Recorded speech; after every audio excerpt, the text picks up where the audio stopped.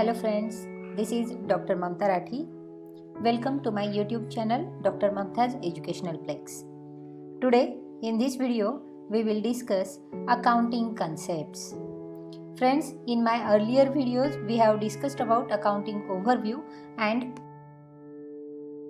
accounting process, that is accounting cycle. In this video, we will discuss about accounting concepts. This may be treated as accounting principles also, but these are some basic concepts regarding our accounting. Now, while discussing about the accounting concepts, we must know how many basic concepts of accounting are there. So, to know, there are 9 accounting concepts, that is business entity concept, money measurement concept, going concern concept, cost concept, dual aspect concept, accounting period concept, matching concept, accrual concept, and objective evidence concept. The first two accounting concepts, namely business entity concept and money measurement concept, are the fundamental concepts of accounting. Now, let's go through each one of them briefly. Firstly, we will discuss about business entity concept. According to this concept, the business and the owner of the business are two different entities. In other words, I and my business are separate. For example, Mr. A starts a new business in the name and style of MS or Messrs. Independent Trading Company and introduced a capital of rupees 2 lakhs in cash. It means the cash balance of Messrs. Independent Trading Company will increase by a sum of rupees 2 lakhs. At the same time, the liability of Messrs. Independent Trading Company in the form of capital will increase. It means Messrs. Independent Company or Independent Trading Company is liable to pay rupees 2 lakhs to Mr. A. Likewise, we will discuss about money measurement concept. Now, according to this concept, we can book only those transactions in our accounting record which can be measured in monetary terms. For example, to determine and book the value of stock of the following items. We can take one example, like if we have shirts of rupees 5,000 and pants of rupees 7,500, and if we have coats of 500 pieces and jackets of 1,000 pieces, then how the value of stock can be calculated, because some goods are in rupees and some goods we have given in a quantity. Now here, if we want to book the value of stock in our accounting record, we need the value of coats and jackets in terms of money.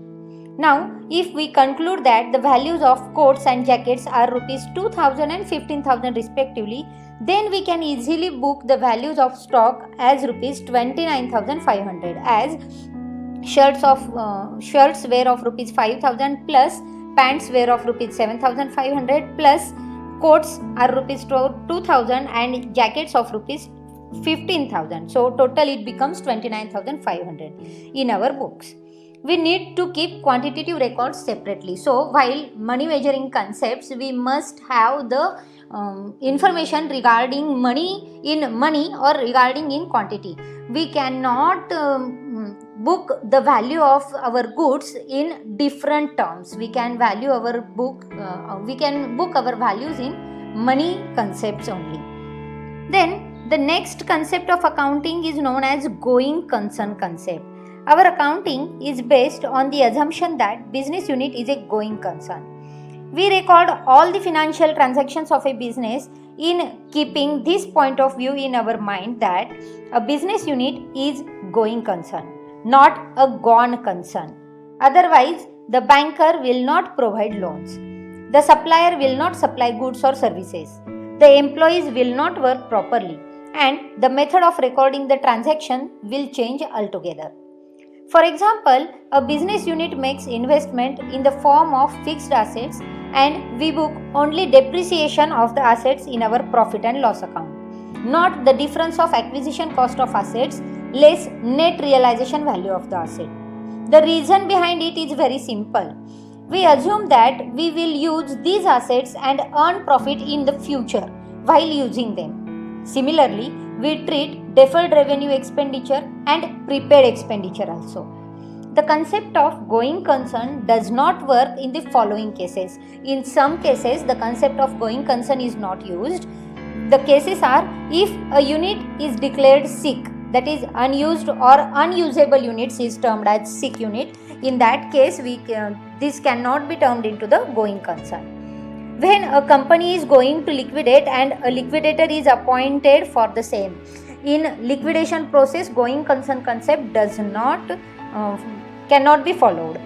And when a business unit is passing through severe financial crisis and going to wind up, when business is occurring losses and is in wind up position, at that time going concern concept does not followed in these terms. The next concept of accounting is cost concept. It is very important concept based on the going concern concept. We book the value of assets on the cost basis, not on the net realizable value or market value of the assets, based on the assumption that a business unit is a going concern. No doubt, we reduce the value of assets providing depreciation to assets, but we ignore the market value of assets. The cost concept stops any kind of manipulation while taking into account the net realizable value or the market value.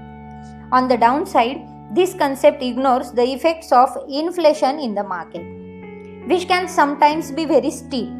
Still, the cost concept is widely and universally accepted on the basis of which we do the accounting of a business unit. So, cost concept is very beneficial for the accounting purpose in our business organization. Then we will study dual aspect concept. Now, there must be a double entry to complete any financial transaction. It means that debit should be always equal to credit.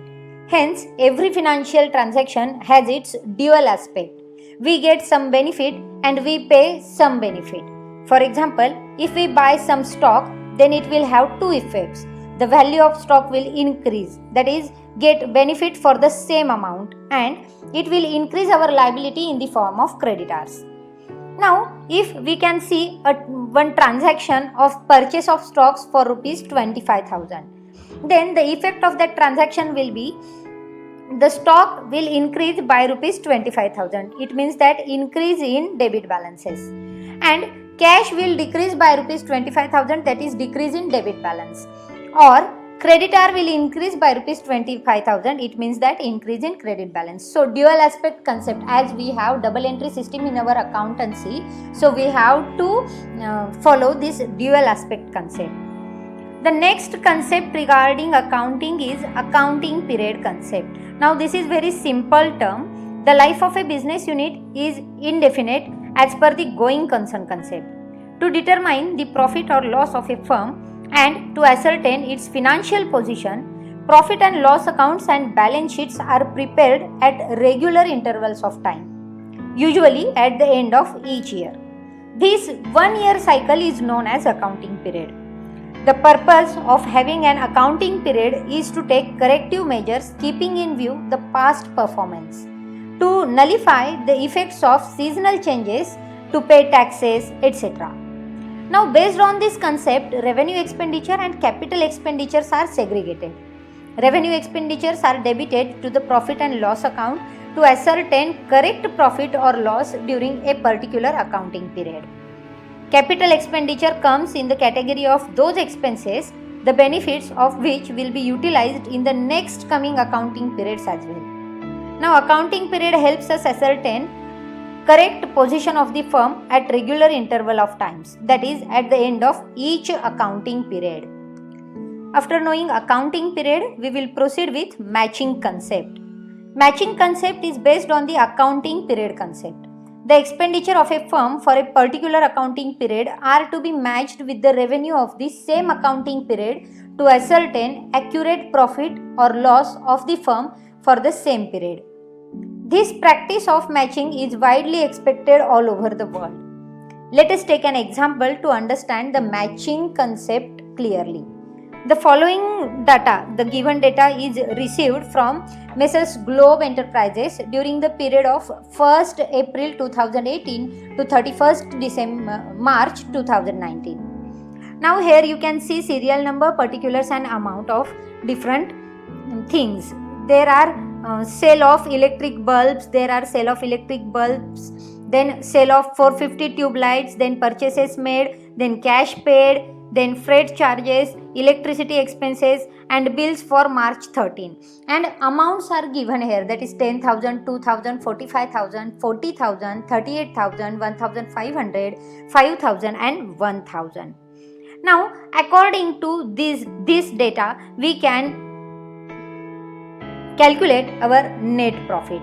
Now we can write down the sales, our total sales of bulbs and tubes. It comes to 57,000 rupees. Here sale of bulbs is rupees 12,000 and sale of tubes is rupees 45,000, so it becomes 57,000. Now we have to less purchases from these, so we less purchases 40,000, then freight charges 5,000, electricity expenses 1,500 and outstanding expenses 1,000 rupees. It means that the less amount becomes 47,500. Now this amount we have to subtract from our selling amount, then we can get our net profit of rupees 9,500. Now in this example, to match expenditures and revenue during the same accounting period, we added the credit purchases as well as the outstanding expenses of this accounting year to ascertain the correct profit for the accounting period.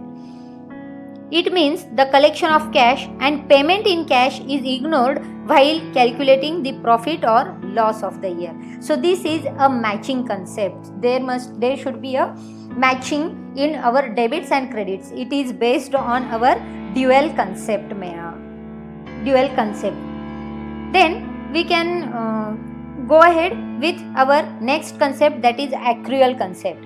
As stated earlier, in the matching concept, the revenue generated in the accounting period is considered and the expenditure related to the accounting period is also considered. Based on the accrual concept of accounting, if we sell some items or we rendered some service, then that becomes our point of revenue generation, irrespective of whether we received cash or not. The same concept is applicable in case of expenses. All the expenses paid in cash or payable are considered and the advance payment of expenses, if any, is deducted from it. Now most of the professionals use cash basis of accounting. It means the cash received in a particular accounting period and the expenses paid cash in the same accounting period is the basis of their accounting. For them, the income of their firm depends upon the collection of revenue in cash. Similar practice is followed for the expenditures also. It is convenient for them and on the same basis they pay their taxes. So friends, this is very easiest concept of our accountancy. Now we will proceed with our last concept, that is objective evidence concept. Now according to the objective evidence concept, every financial entry should be supported by some objective evidence. Purchases should be supported by purchase bills, sales with sales bills, cash payment of expenditure with cash memos, and payment to creditors with cash receipts and bank statements. Similarly, stocks should be checked by physical verification and the value of it should be verified with purchase bills. In the absence of these, the accounting result will not be trustworthy. Chances of manipulation in accounting records will be high and no one will be able to rely on such financial statements. So, while dealing with objectivity, the evidence is very important in our accountancy. Without any evidence, accountancy cannot be possible or we cannot record our transaction in a real manner. So friends, these are our some accounting concepts which are very easy to know, but as we are not aware of it, we cannot name them properly. So in this video, I have tried you to know all the accounting concepts very deeply and very easily and in very easy language. So friends, I hope this video will enrich your knowledge regarding accountancy and can help you knowing the concept of accountancy very easily.